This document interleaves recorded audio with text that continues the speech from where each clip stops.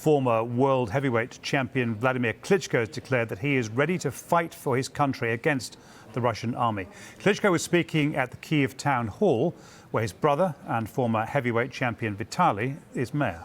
Do you plan to fight if it comes to that? I am Ukrainian and I am a fighter.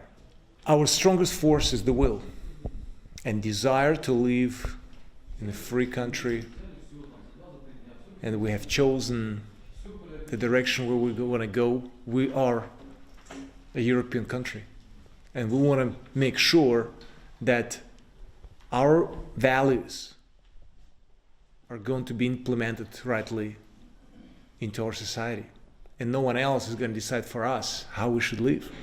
Kyiv has not been bombed since 1941, when Nazis have bombed Kyiv and attacked. It's so weird to actually hear the explosions in the city day by day and shootings, and seeing all the images all around the country where people suffer. And in Kyiv is getting into the humanitarian catastrophic event. That's why every hour counts. Players and coaches from the Ukrainian club Shakhtar Donetsk are currently in Kyiv and are also ready to fight with the army against Russian troops. Shakhtar were forced to leave their hometown of Donetsk in 2014 when Russian-backed separatists began fighting with Ukrainian forces in the region. We spoke to communications manager Yuri Siridov, who fled to Lviv near the Polish border, along with other Shakhtar staff members.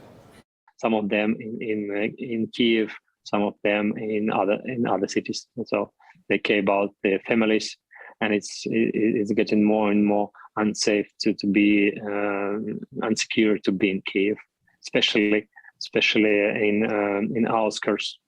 Many players used to live in my cell, not in Kyiv, but in neighborhoods of the Kyiv, and this area becoming now it's an area for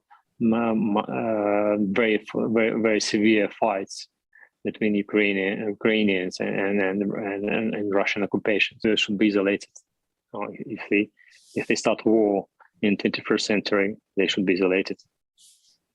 Yeah, they can't be participating in any sports competition.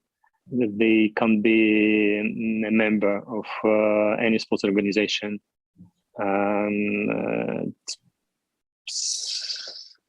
Russian companies can't be sponsor of any sports events, any sports clubs, any football clubs, any competition. So they need to be isolated until they change, until they withdraw military from Ukrainian area. And next to the former Porto and Roma manager Paulo Fonseca, who's reached Romania tonight after an extraordinary 4 days spent trying to escape the escalating war in Ukraine. Fonseca, who almost took over as the new Tottenham manager last summer, has a Ukrainian wife whom he met while manager at Shakhtar Donetsk. He was trapped at their home in Kyiv with his 2-year-old son when Russian forces began shelling the city. It was impossible to get a flight out of Ukraine, with many airports destroyed by missile strikes and no-fly zones being enforced over most of the country. Fonseca contacted the Portuguese embassy, who then launched a rescue mission to get him and a small number of other Portuguese nationals out of the country. After more than 30 hours on the road in a small minibus, Fonseca and his family crossed the border into Moldova yesterday, and they're now in Romania. Olá, eu e a minha família já estamos fora da Ucrânia.